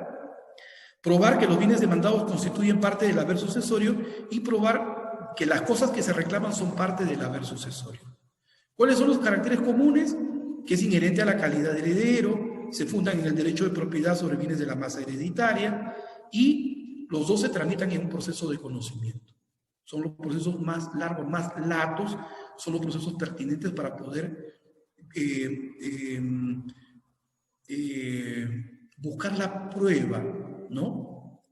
Sobre todo esto. El poseedor de buena fe que hubiese enajenado un bien hereditario está obligado a restituir su precio al heredero. Si se le adeudara, se transmitirá este último al derecho de cobrarlo. O sea, lo vendió, hay una parte que todavía no se paga, la parte que vendió y cobró debe restituirla al heredero y la parte que todavía no se ha cobrado debe pasar a mano del heredero, ¿verdad? En todos los casos, el poseedor de mala fe está obligado a resarcir al heredero el valor del bien y de sus frutos y a indemnizarle el perjuicio que le hubiera ocasionado. Esta es una sanción dirigida a la mala fe, ¿verdad? La mala fe es una condición mental. La mala fe es una actitud, ¿no? No se puede probar la mala fe. Lo único que podemos probar es que no estuvo en buena fe. Porque la mala fe, si me piden que yo pruebe la mala fe, es una prueba diabólica. No puedo probar porque es una cuestión mental, ¿verdad? Es una cuestión de mala fe. La persona está pensando mal. ¿Cómo pruebo que una persona está pensando mal? Es complicado, es muy difícil, ¿no? Entonces, lo que puedo hacer es probar que no estuvo en buena fe. El poseedor de buena fe, la buena fe implica que las personas tengamos que cumplir una serie de requisitos que establece la ley. Por ejemplo, si voy a comprar un bien, tengo que verificar que sea el propio vendedor, que sea el titular, debo verificar que su transmisión sea válida, debo verificar la situación del bien, que no tenga ningún gravamen, que no tenga ningún problema, ¿verdad? Entonces, eso me exige la ley. Entonces, yo estoy actuando de buena fe si hago eso.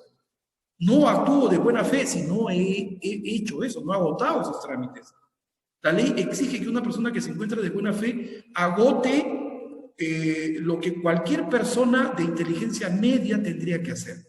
Averiguar sobre la situación del bien, que es lo mínimo que se me pide, ¿no? Su situación legal, la titularidad de quien lo vende. Si no hice eso, no estoy en buena fe, ¿verdad? Entonces es importante señalar esto. Después acá tenemos la transmisión sucesoria y el juez competente, ¿verdad? Hemos hablado de la sucesión, la representación de la sucesión, pero en los otros talleres que ustedes han tenido el día lunes, el día martes también deben haber revisado los artículos 660, que a partir de la muerte de una persona se abre, se constituye la herencia, se apertura la sucesión, ¿verdad? Lo que nos interesa señalar aquí es el artículo 663 sobre el juez competente en materia sucesoria. Corresponde al juez del lugar donde el causante tuvo su último domicilio en el país.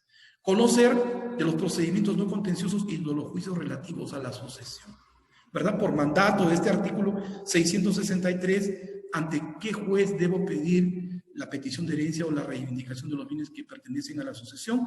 Ante el juez del último domicilio del causante. Bien, les agradezco su atención. Quedo a las preguntas que ustedes tengan a bien formular.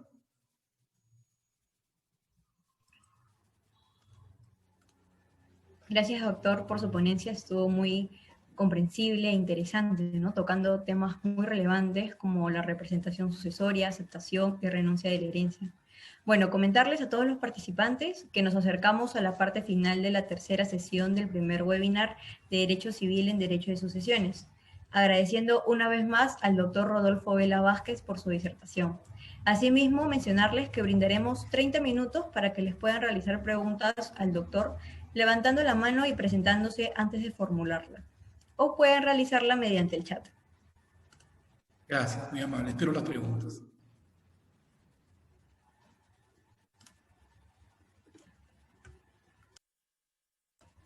Pedro, sí, adelante, Pedro.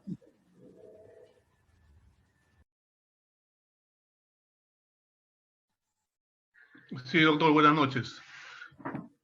Doctor, yo quería hacer una consulta respecto a el heredero voluntario y el heredero legatario. ¿Es lo mismo o cuál es la diferencia?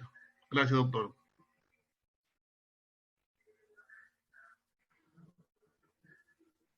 ¿Me escuchó, doctor? Sí, lo escuché. El micro está apagado. Sí, sí lo escuché. Gracias. No sé por qué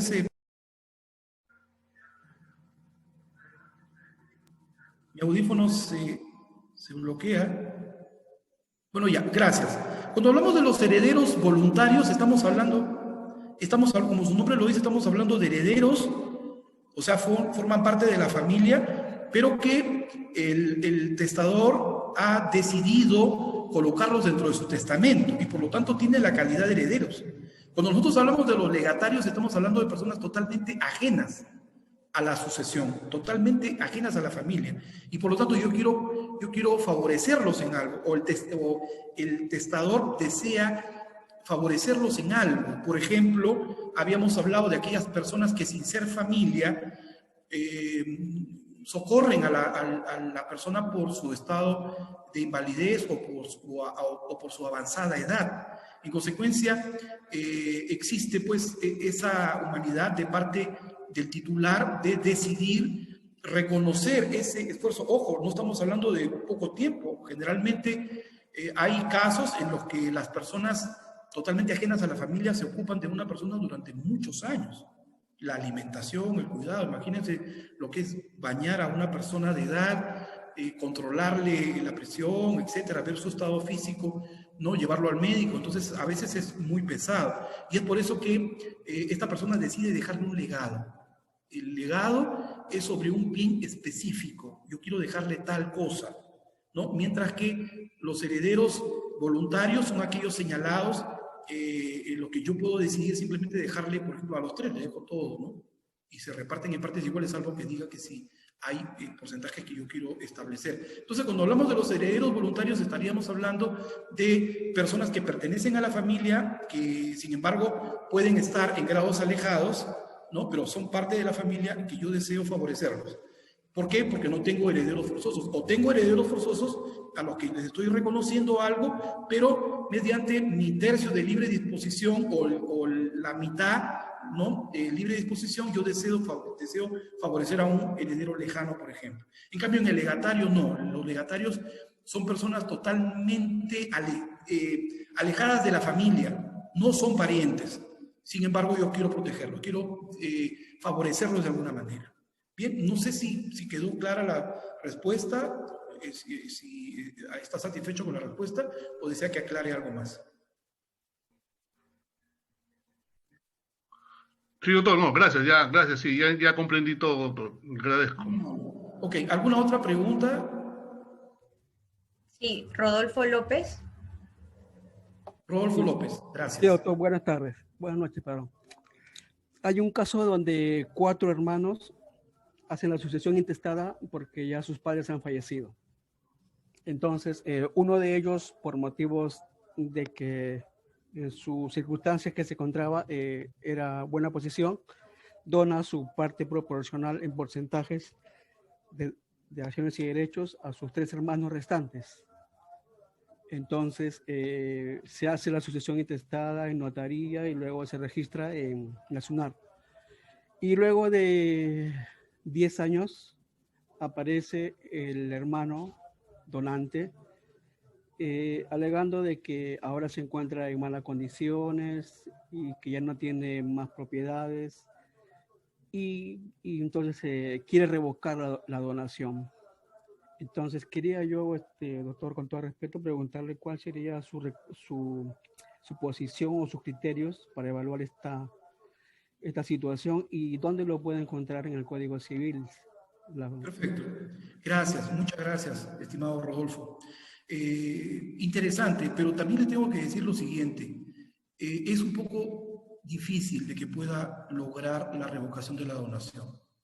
La única razón por la que la ley podría aceptar que se revoque la donación serían las causales de la indignación y la desheredación.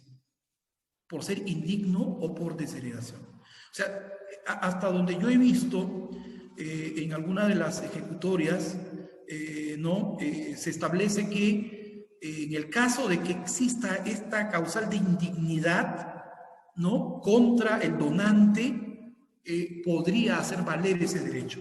o causal de desheredación.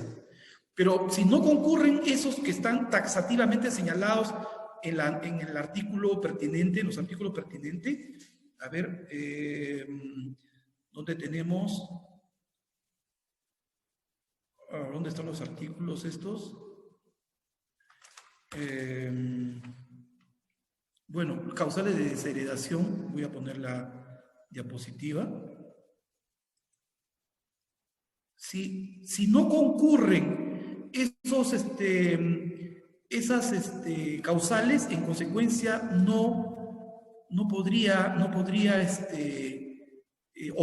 prosperar esta acción, ¿no? A ver dónde está. Acá tenemos el artículo 667 del Código Civil, casos contra el causante, homicidio, condena por delito doloso, calumnia, atentar contra el testamento, o atentar, bueno, en este caso lo que aplique, ¿verdad? Está atentando contra la integridad física o moral del donante, o casos de desheredación. Entonces, ahí sí podría ser que prospere esta petición, pero no porque cambió su situación económica, porque usos de la vida son ganar y perder. Y si él hizo una donación, esa donación no puede ser dejada de lado así nomás. O sea, tiene que haber una razón muy poderosa para poder revocar esa donación. Y lo que está invocando esta persona no se encuentra incursa dentro de las posibilidades, a mi forma de ver, no se encontraría incursa dentro de estas causales para revocar la donación, ¿no? En consecuencia, no podría aceptarse esa posibilidad. Doctor Vela, ¿y si hubiera alguna tacha en la redacción de la donación, por ejemplo, en la RENIEC? Él es casado hace más de 20 años, pero sin embargo, cuando obtuvo su DNI del RENIEC, figuraba como soltero. Y el abogado lo presenta como tacha porque no está bien ese dato en la escritura para la donación. A ver, habría que revisar esa tacha porque acuérdense ustedes que nosotros los abogados pensamos todos diferente, ¿eh? Habría que ver qué cosa fue lo que se observó. ¿Es una tacha de pleno derecho? O sea, ¿de frente fue una tacha o hubo una observación previa? Habrá que revisar. Porque si es una tacha, yo tengo derecho a apelar, ¿eh? Ojo, yo tengo derecho. El registrador me observa algo. El registrador no tiene la última palabra. Ojo, el registrador a veces me pide cosas en exceso. Entonces, tiene que respetar la voluntad del causante. Tiene que respetar la voluntad de las partes, ¿no? En consecuencia, ese es el punto principal. Entonces, habrá que revisar si la tacha amerita o no. Una revisión, yo podría apelar, que vaya al tribunal el registrar, ¿no? Que ejerzo mi derecho, pido un informe oral y justifico qué cosa es lo que tenga que hacer. Evidentemente, yo estoy pensando en que una tacha tiene algún argumento y que yo puedo rebatir ese argumento, ¿no? Si es un requisito importante de procedencia para registrar, entonces no hay nada que hacer, ¿no? Pero si no lo es así, no es así, entonces yo tengo derecho a apelar, que vaya al tribunal registral y que el tribunal decida. Ojo, es muy importante entender que se debe proteger la voluntad de las partes, ¿no? El registrador no puede suplir la voluntad de las partes, ¿no? Entonces habría que ver, interesante posición, pero habría que ver a qué cosa se refiere la tacha, ¿no? Doctor, y en todo caso, ¿eso se podría decir que es un error de la RENIEC o por esa parte se podría razonar y entender? Gracias. Ok, acordémonos que cuando hay una omisión de un dato, si es la omisión de un dato, ese dato tiene que ser corregido. A veces, si es culpa de alguna autoridad, esa autoridad tiene la obligación de enmendarla. El único detalle está en que el registrador necesitaría algún documento para poder inscribirlo. Entonces, habría que ver la tacha, ¿no? A mí me parece, bueno, en realidad no sé cuál es el contenido de la tacha, no sé qué cosa es lo que se está exponiendo, cuál es el fundamento de la tacha, pero habría que revisar qué cosa es exactamente lo que se pide y cotejarlo con el reglamento de inscripciones y ver si es uno de los elementos importantes para que sea tachado. Y si no, entonces tiene que ser corregido de manera, hasta corrección de oficio, ¿no? O sea, habría que ver. Claro, entiendo que es complejo porque también hay que ver, porque si figura como ya casado actualmente y la realidad figura como soltero, pero sin embargo ya tiene 2 hijas, ahí también ya entra otra figura, ¿no? Yo pienso, ¿no? Porque no puede donar el 100% de sus acciones y derechos. En la herencia sí se puede donar el 100% de sus acciones y derechos. A ver. ¿Me dice usted que la tacha está referida porque él tiene descendencia?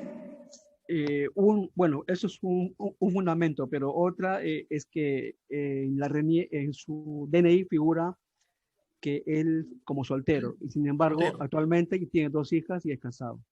No, actualmente sí, pero pregunta, ¿cuando él hizo la donación tenía hijas? Sí. Sí, tenía las hijas. Sí. Ya, y bueno, yo creo que si no supera el tercio de libre disposición, entonces no habría ningún problema en cuanto a la donación. Del tercio del total de la masa hereditaria. Claro, el tercio de liberalidad, de libre disposición. Él puede disponer libremente de una tercera parte de sus bienes porque tiene herederos forzosos. Entonces, en ese tiempo estaba muy bien económicamente, lo que habría que ver es si efectivamente ese bien estaba dentro de ese tercio, ¿no? Pero se pone complejo porque tenía hijas, entonces hay que revisar bien eso, ¿no? Habrá que revisarlo bien. Muchas gracias, doctor Vela. Bien, estimado Rodolfo. ¿Alguien más? ¿Alguna pregunta? Así es, doctor. Tenemos una pregunta por el chat de Alexandra Zambrano, la cual dice lo siguiente. Doctor, ¿es posible que el testador incluya en su testamento como heredero de un determinado bien aún no nacido? Tomando un ejemplo, futuro hija o hijo de su descendiente en primer grado por consanguinidad. A ver, el testador incluye en su testamento como heredero de un determinado bien aún no nacido. Pero es su nieto en todo caso, ¿no? Ejemplo, futuro hijo de su descendiente en primer grado por consanguinidad. Ya, ok, entonces estaríamos hablando del nieto. Ok, acordémonos primero los derechos del concebido. El concebido tiene una serie de derechos que lo protegen, ¿no? Los derechos extrapatrimoniales, ¿no? Protección a su integridad, etcétera. Y tiene los derechos patrimoniales a condición de que nazca vivo. Entonces, sí, yo creo que sí, yo creo que no hay ningún problema en poner en el testamento de que tiene un posible descendiente, ¿no? En este caso sería en segundo grado, porque es el futuro hijo de su descendiente, dice, en primer grado. Entonces estaríamos hablando del nieto. ¿Quiere dejarle algo al nieto? Sí, podría poner en su testamento a condición de que nazca vivo. Si no nace vivo, en consecuencia, acrece la parte que le corresponde a los demás herederos. No hay ningún problema, no le veo yo ningún problema, ¿no? ¿Alguna otra pregunta? A ver, dice, tengo 2 preguntas. En caso se tengan 5 hijos y una cónyuge, ¿cuánto hereda cada uno? ¿Podría explicar cómo se hereda respecto de los bienes propios y los bienes de las sociedades gananciales? 2, si quiero favorecer a un heredero con mayor parte de la herencia, ¿es mejor hacerlo por donación o compraventa? Buenas preguntas. Lo primero que tengo que decirle es que cuando hablamos de una sociedad de gananciales, estamos hablando del 100% de los bienes. Si es sociedad de gananciales, la mitad le corresponde a uno de los cónyuges, la otra mitad al otro, porque es sociedad de gananciales. Entonces, lo primero que hay que hacer es liquidar la sociedad de gananciales. 50%. 50% para el cónyuge vivo y 50% para el cónyuge que ha fallecido. Del porcentaje que le corresponde o del patrimonio que le corresponde al cónyuge que ha fallecido, se debe dividir en partes iguales entre los 5 hijos y la esposa. O sea, se debe dividir en 6 partes iguales, ¿verdad? Dejando a salvo la parte que le corresponde a la cónyuge supérstite, que es la esposa. Bien, entonces esa es la primera parte. Dice, en caso se tengan 5 hijos y una cónyuge, ¿cuánto hereda cada uno? Heredan en partes iguales, pero después viene sociedades gananciales. Entonces las sociedades gananciales tienen que liquidarse, tienen que separarse. 50% pertenece a la esposa, que es la cónyuge supérstite, y el otro 50% se tiene que dividir en 6 partes, incluyendo la cónyuge. 5 hijos más la cónyuge son 6. Ahora, la pregunta es, si quiero favorecer a un heredero con mayor parte de la herencia, ¿es mejor hacerlo por donación o compra-venta? No, yo nunca aconsejo que se haga por donación. Está en el derecho peruano tenemos que tener presente varias cosas. Una de las primeras situaciones es que no se permite el enriquecimiento indebido. Se me ocurre ahorita, lo estoy mencionando porque se me ocurre que es una de las cosas que ustedes deben saber, ¿verdad? No se permite el enriquecimiento indebido.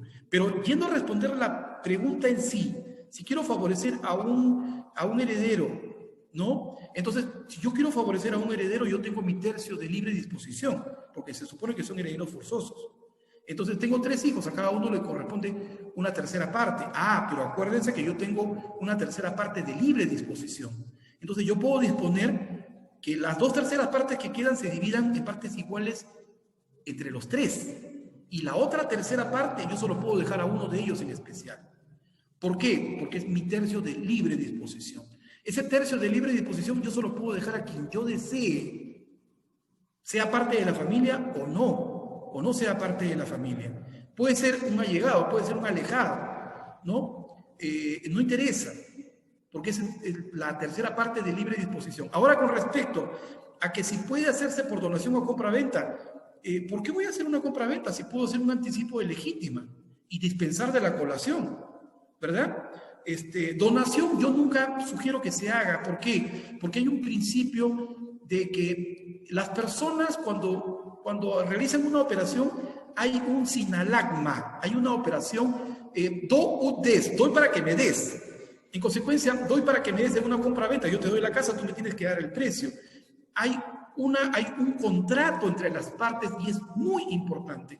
Si alguien quiere cuestionar la validez de ese contrato, tendría que consignar el precio, el valor del bien. Y eso lo hace complicado para la persona que lo quiera hacer. En cambio, cuando hablamos de una donación, no hay un sinalagma. No es sinalagmático. Yo no doy para que me des, yo simplemente estoy dando. Entonces, la otra persona se está beneficiando con un patrimonio. Y como no le costó absolutamente nada, así de igual manera lo puede perder. ¿Por qué? Porque no se le ha causado ningún daño. Lo recibió gratis y si alguien cuestiona, si alguien impugna y lo gana, tiene que devolverlo de la misma manera. ¿Me entienden? Entonces, la donación es una figura que yo aquí en el derecho peruano, por estas circunstancias de que pueden haber personas que la impugnen, que la cuestionen, que se vayan a la vía judicial y que por ahí alguien pueda interpretar de que no le costó absolutamente nada y entonces si lo pierde no se le causa ningún perjuicio, entonces yo no sería de la idea de una donación. No veo la posibilidad de una compraventa, porque si usted me habla de una compraventa, entonces estaríamos hablando del do ut des, del contrato sinalagmático. Yo te doy la casa y tú me vas a dar un bien, ¿no? En este caso yo lo quiero favorecer, entonces sería una simulación. Si estamos hablando, la ley permite una simulación mientras no se perjudique a nadie. Si yo hago una compra-venta para favorecer a una persona y no voy a señalar, o sea, no voy a recibir nada a cambio de la compra-venta, entonces es una simulación. Yo no veo la necesidad de hacer ni la donación, ni veo la necesidad de hacer la compra-venta. Lo que yo haría es un anticipo de legítima liberada de la colación, exonerada de la obligación de colacionar. ¿Por qué? Porque estoy haciendo ejercicio de mi derecho de disponer de una tercera parte para quien yo crea conveniente. Pero el padre podría indicar en el testamento que uno de los hijos va a tener mayor parte de la herencia que los otros. Igual recomienda hacerlo por anticipo de legítima. Miren, el padre... la decisión de los bienes, de mis bienes, las tengo yo. Nadie más. Nadie más. Aquí no hay que mi cónyuge me diga, no, mira que tienes que darle más. Un momentito, son mis bienes. Y si yo tengo la disposición de mi tercio de libre disponibilidad, yo ese tercio de libre disponibilidad lo puedo entregar a quien yo crea. Y acuérdense de una cosa, si yo decidí darle mayor bien a uno de mis hijos, y alguien atenta contra esa decisión, estaría en una causal de indignación, o sea, habría que ver, o de desheredación. No pueden atentar contra mi voluntad. Yo soy libre de establecer lo que yo desee hacer es mi patrimonio. Nadie tiene obligación de decirme, mi cónyuge podría decir, bueno, pero lo has pensado bien, o de dónde yo puedo obtener mayores bienes, yo puedo compensarlas, pero sobre mi tercio de libre disponibilidad nadie puede opinar, ni nadie puede tratar de interferir en eso, ¿no? Salvo que me convenzan de que no lo debo hacer, pero eso ya es otra cosa, ¿no? Entonces yo no veo la necesidad de hacer una donación y tampoco veo la necesidad de hacer una compra-venta. Donación podría ser, pero tiene las desventajas del sinalagma, o sea, no tiene valor. Y la compra-venta estaríamos hablando, en todo caso, de una simulación, porque en realidad lo que yo quiero es favorecer, no quiero venderle la cosa, ¿no? Pregunta. ¿Los hijos extramatrimoniales tienen derecho a heredar los frutos de los bienes propios de la esposa de su padre? Los hijos matrimoniales tienen derecho a heredar los frutos de los bienes propios de la esposa de su padre. Todos los hijos tienen igualdad de derechos. O sea, ya olvidémonos de los hijos extramatrimoniales, de los hijos matrimoniales o de los hijos adoptivos. Hablar de hijos es hablar del mismo derecho para cada uno de ellos. Entonces la pregunta es, ¿a un hijo le correspondería heredar los frutos de los bienes propios de la esposa de su padre? Los bienes propios, estamos hablando, no, ¿por qué? No, la señora no ha fallecido. Los bienes propios, los frutos no, porque no son cónyuges. Yo vería de que ellos reciben la herencia que le corresponde del padre y de los frutos. ¿Por qué ellos tienen que participar de los frutos? O sea, ¿por qué yo tendría que participar de los frutos de la esposa de mi padre? ¿En dónde está el fundamento jurídico, ¿no? Como yo le digo un momentito, tú alquilas, esa propiedad es tuya, tú la estás alquilando y recibes $10,000 mensuales por ese alquiler y yo quiero mi parte. No le encuentro el sustento legal, ¿eh? No le encuentro el sustento legal. En cambio, si yo soy cónyuge, yo sí le puedo decir a mi pareja, ¿no? Oye, mira, tú estás recibiendo, entonces, oye, los frutos, yo tengo derecho a participar de los frutos, ¿no? Bueno, ¿alguna otra pregunta?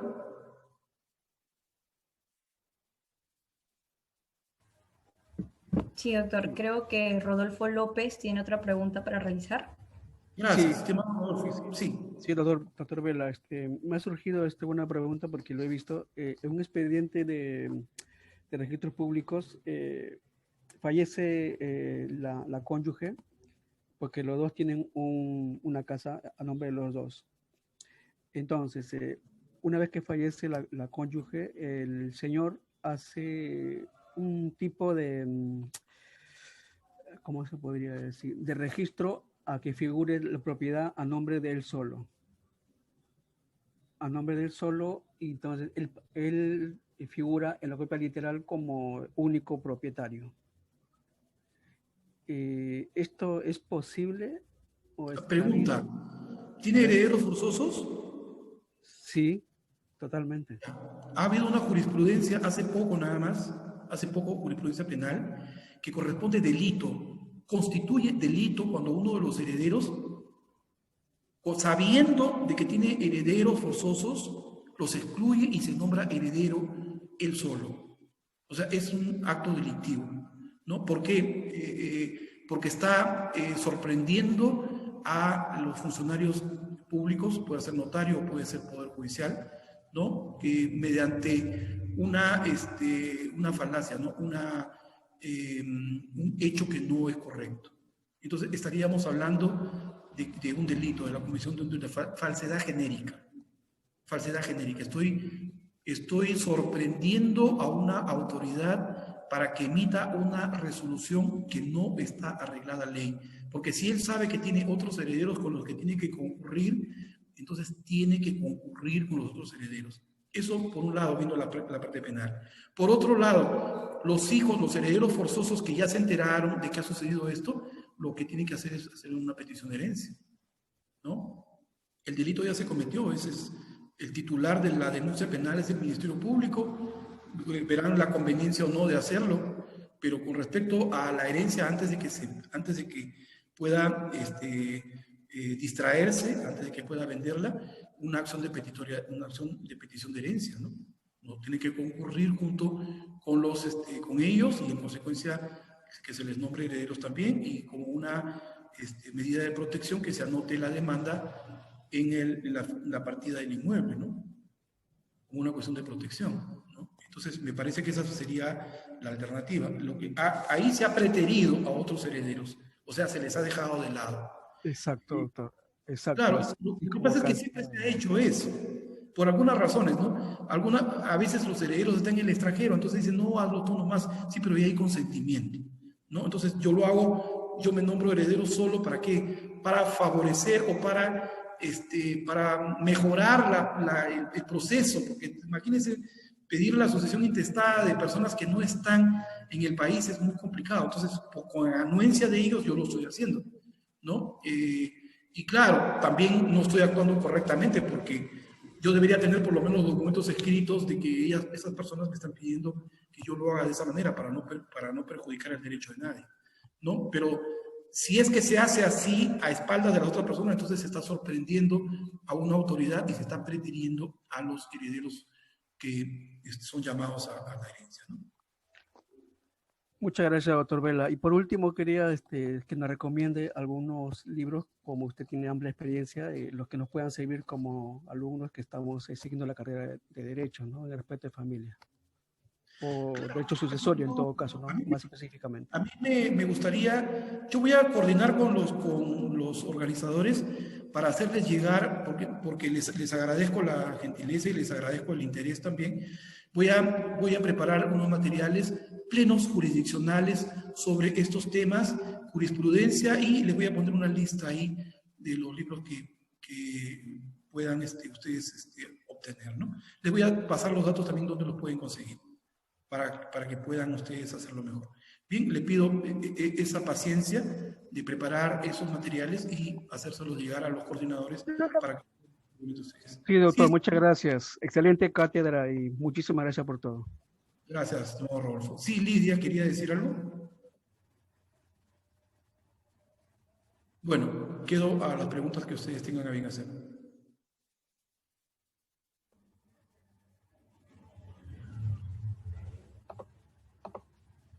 Bueno, viendo que no hay otras preguntas por parte de los participantes, agradezco nuevamente a todos ustedes y en especial al doctor